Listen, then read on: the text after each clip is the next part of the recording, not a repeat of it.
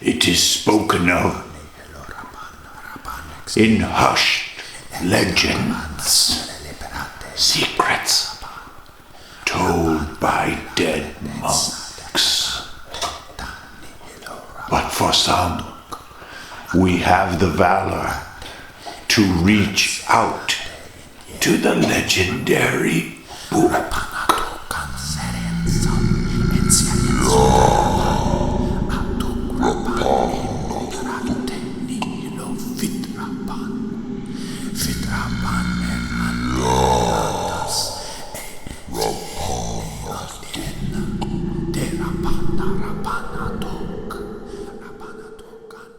Hey guys, I'm Tim. That's James. You're James, right? No, I'm not James. I'm Tim. You're James.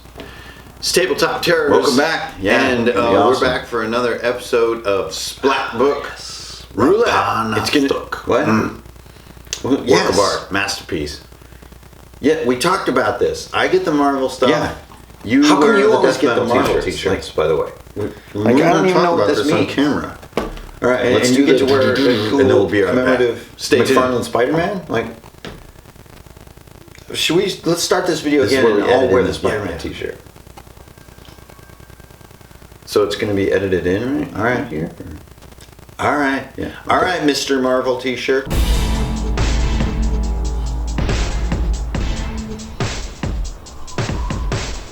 Boo boo boo boo boo boo boo boo boo boo boo boo boo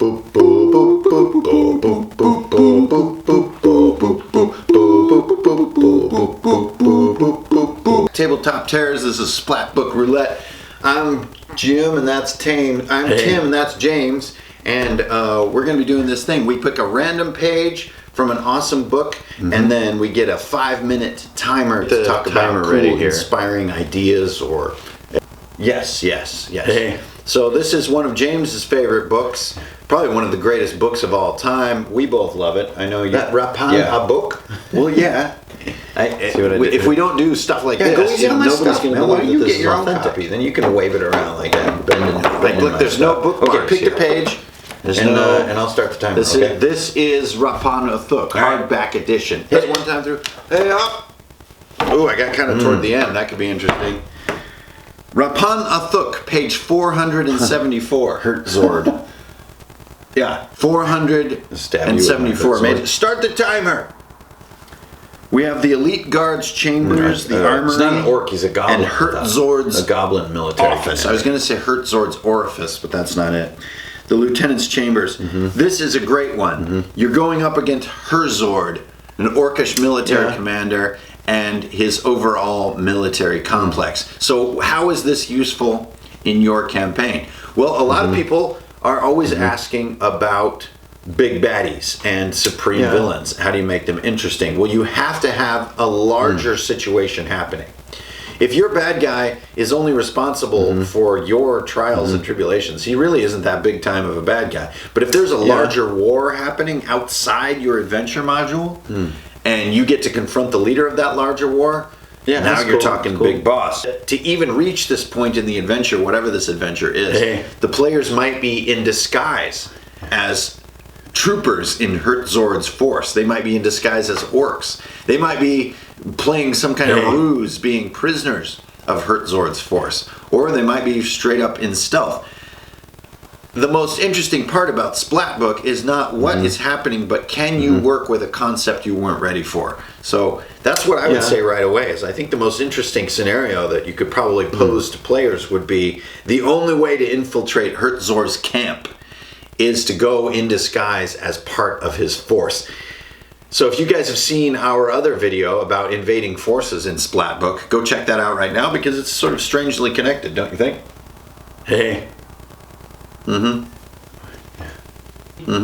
It'd be the most fun not to think of the goblin military as the adversary. And this could be a more exciting encounter. So if the goblin military, if Hertzord's force is actually a much needed ally, like actually the mission that the players are sent on is to employ Hertzord and his military, it could be much more interesting. And to do so, they need to win their loyalty. And to do that, they need to do a cool side quest. But basically, you would use Werner Hertzord, which I officially have renamed him now to Werner Hertzord, not as the adversary or the leader of adversaries, but in fact, he is your key NPC that needs to be convinced. And maybe this is the only military force available to your local village, and so you have to get their help to survive the sort of the doom that approaches, the onslaught, the Lord Soth's armies or whatever. Maybe there's some kind of formless beyonder that's come down from the mountains, and the only way that this town's going to survive is to get Hertzord's goblin military to help. Yeah, what do you think? Definitely. I mean, that would be awesome. Well, a goblin barracks is something that's easy to work into almost any dungeon or even an overworld campaign. It's basically the problem of how do you face an organized enemy. And this is what's going to change. What's that? Yeah, I mean, if we're talking D&D 5th edition, which is the main game that I'm playing right now, and I was just kind of throwing this kind of, game show topic for a goblin military commander. I mean, the easy way out is just to say, there's an organized group of goblins, they attack, and maybe even the goblins are getting a buff from the commander. So until you kill Werner Hertzord, every goblin is regenerating 15 HP per round at the end of their turn. So if you can't basically kill them in one shot doing 15 HP, they regen to full. And so what it teaches the players is like, man, we just can't get through these guys, but it's Commander Werner Hertzord who is behind them all, regenerating them with, goblin magic. And that's what makes your very simple adversarial mechanical encounter awesome. And if you wanted to twist it on your ear, I think the disguise idea is really cool. The sneaking in idea is really cool, or the make them your friends idea, that's really fun. Maybe you even have to lure them into a giant trap, like out in a canyon. You have one chance to defeat this kind of organized goblin force, and you can lure them into a box canyon and try to eliminate them. That'd be great. Anytime you can turn it on its stampede ear or something. It's fantastic to turn a thing on its ear. We're like okay. Apparently that was like 90 seconds. We're at 3 minutes. That was like 90. Let me look at that. It was. It was like 90 seconds. We're approximately 3 minutes right now. 4 minutes. It was about 4 minutes of 3 minutes of stuff.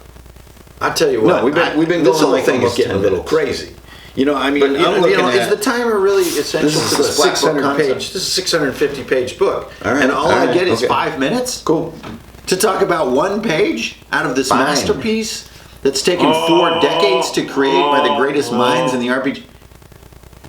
Well, I know we're only supposed to keep it at 5 minutes, but this stuff is crazy, man. I mean, think about all that is possible in here. There are rooms with salamanders swimming around in molten magma. There's a vertical chute. There are more traps in this book than all of the other books combined. And it's true, because if you look at it, you can almost see the traps. I know it's hard on the binding. I like abusing your stuff, okay? It's something we haven't been talking about, but I've been wanting to tell you that I do take a sick pleasure in abusing your stuff. Because that's what brothers are for. Nice. In Do you have a good D12 times anywhere? and bad times, I was just- I'll be I on was just your thinking, like, how many eggs side, should we have tomorrow Splatbook morning some for breakfast? more. You got a D12 over there? We're in minute number 4. We're over 5 minutes? That's impossible.